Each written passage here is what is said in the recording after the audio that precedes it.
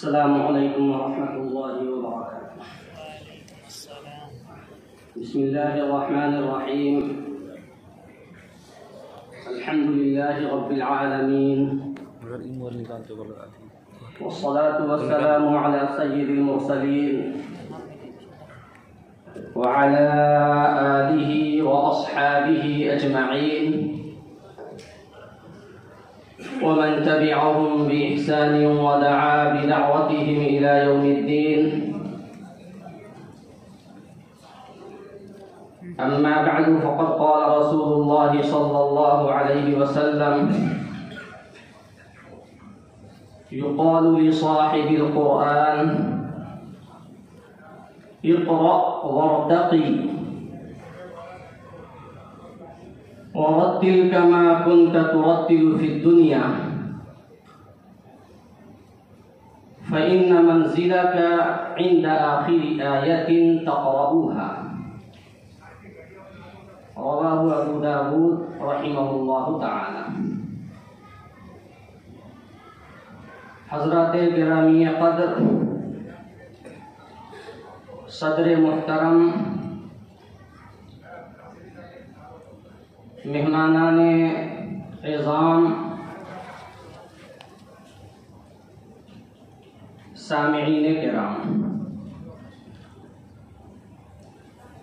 اللہ رب العزت کی نازل کردہ عظیم اور مقدس کتاب قرآن کریم کی نسبت سے یہ محفل سجائی گئی ہے اور قرآن کریم کی تعلیمات کو عام کرنے کے لیے، اس سے محبت اور شغف میں اضافے کے لیے ہر سال کی طرح اس سال بھی ادارہ دعوت السنہ مہاراشٹرا نے مسابقۃ القرآن کا اہتمام کیا۔ کل برادر مکرم مفتی محمد نافع عارفی دامت برکاتہم نے اور مولانا طاہر چوہان حفظہ اللہ نے مسابقہ کس کو کہتے ہیں اس سلسلے میں وضاحت کر چکے ہیں۔ مسابقہ کے معنی ہے کمپٹیشن، کسی کام میں ایک دوسرے سے آگے بڑھنے کی کوشش کرنا، ایک دوسرے پر سبقت لے جانے کی کوشش کرنا مسابقہ کہلاتا ہے۔ اللہ رب العزت نے قرآن کریم میں کہیں فاستبقوا الخیرات کے ذریعے اور کہیں سابقوا الی مغفرۃ من ربکم کے ذریعے مسابقہ کی تعلیم عنایت فرمائی ہے۔ پیارے آقا صلی اللہ علیہ وسلم نے بھی اپنے اقوال و افعال کے ذریعے مسابقے کی اہمیت کو واضح فرمایا ہے، اور انہی جیسے نصوص کی بنیاد پر کہیں ضلعی سطح پر، کہیں صوبائی سطح پر، کہیں ملکی سطح پر اور کہیں عالمی سطح پر مسابقۃ القرآن کا اہتمام ہوتا رہتا ہے۔ اللہ رب العزت نے قرآن کریم کی اہمیت کو اور اس کی تعلیم و تعلم کی اہمیت کو واضح طور پر بیان فرمایا ہے۔ پیارے آقا صلی اللہ علیہ وسلم نے بھی مختلف احادیث مبارکہ میں قرآن کریم کی تعلیم و تعلم کے فضائل بیان فرمائے ہیں۔ چنانچہ بخاری شریف کی حدیث نمبر 5027 میں خیرکم من تعلم القرآن وعلمہ کے ذریعے اور 5028 میں ان افضلکم من تعلم القرآن وعلمہ کے ذریعے اس کی فضیلت بیان فرمائی۔ پہلی حدیث شریف کا ترجمہ ہوا خیرکم، تم میں سب سے بہترین آدمی، سب سے بہترین مسلمان وہ ہے من تعلم القرآن وعلمہ، جو قرآن کریم کی تعلیم خود بھی حاصل کرے اور دوسروں کو بھی قرآن کریم کی تعلیم دے۔ اور دوسری حدیث شریف کا ترجمہ ہے ان افضلکم من تعلم القرآن وعلمہ، تم میں افضل ترین آدمی وہ ہے جو قرآن کریم خود بھی سیکھے اور دوسروں کو بھی سکھائے۔ میں نے آپ حضرات کے سامنے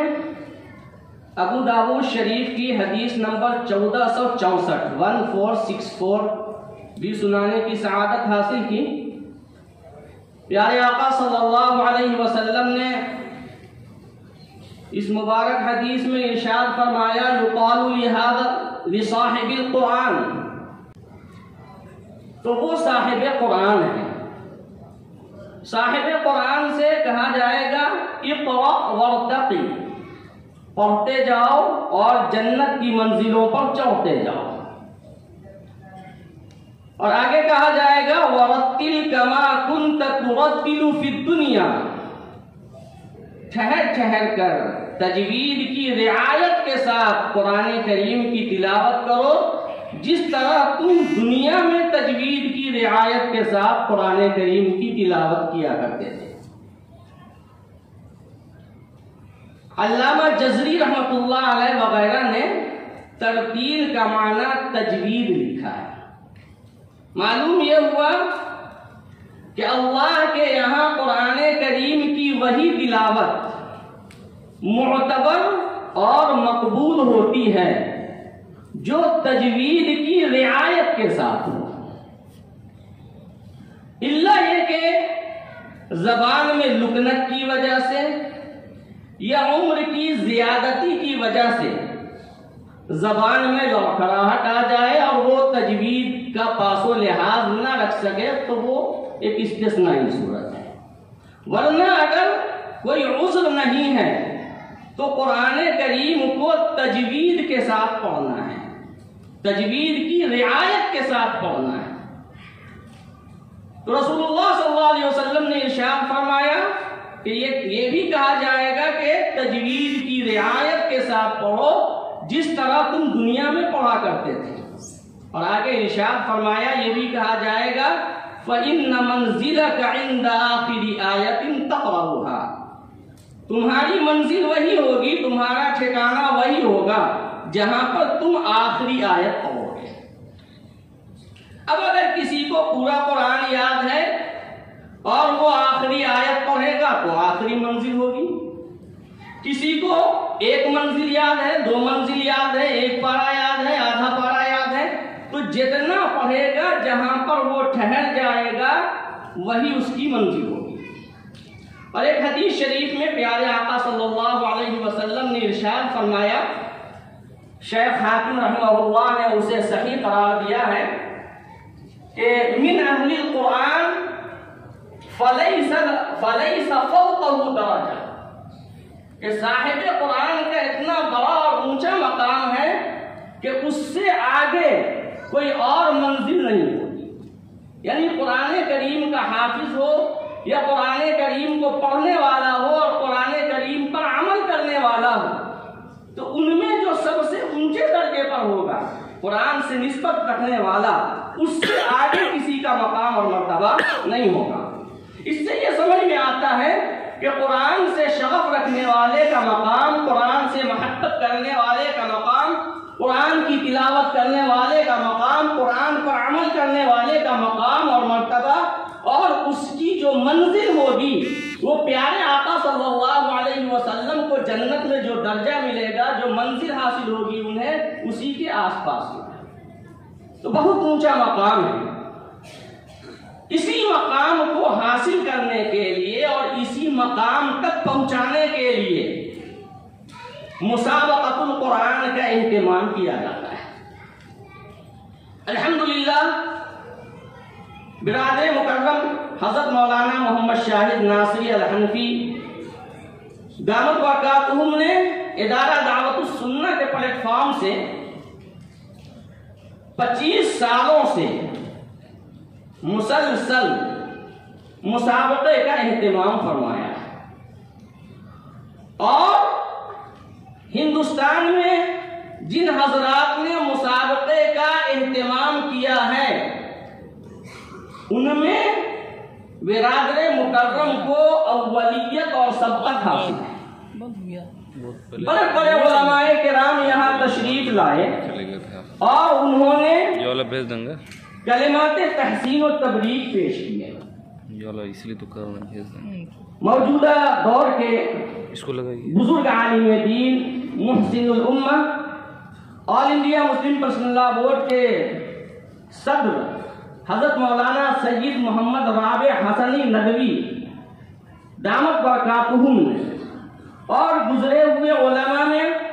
حضرت مولانا قاضی مجاہد الاسلام قاسمی رحمۃ اللہ علیہ نے،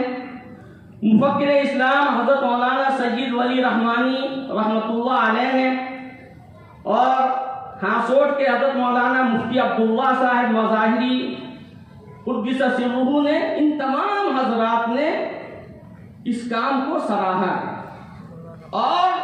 ان بزرگوں کی حوصلہ افزائیوں کی بنیاد پر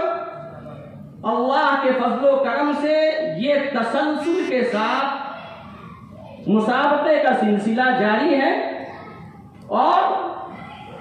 اس مسابقے میں آپ حضرات نے بھی شرکت کی اور خود اپنی آنکھوں سے دیکھا، اندازہ ہو گیا ہوگا۔ میں امید کرتا ہوں کہ انشاءاللہ یہ سلسلہ آئندہ بھی جاری رہے گا۔ جو حضرات بھی اس مسابقے میں شریک ہوئے، جن حضرات کے سینوں میں قرآن کریم محفوظ ہے اور قرآن کریم کی حفاظت کا ذریعہ بنے ہوئے ہیں، جو کان قرآن مقدس کو سننے کے لیے آئے، قرآن مقدس کو سننے کے لیے جو قدم یہاں تک بڑھے، جن زبانوں نے قرآن کریم کے کلمات کو ادا کیا، وہ سب کے سب قابل مبارکباد ہیں۔ اللہ تعالی ہم تمام لوگوں کے لیے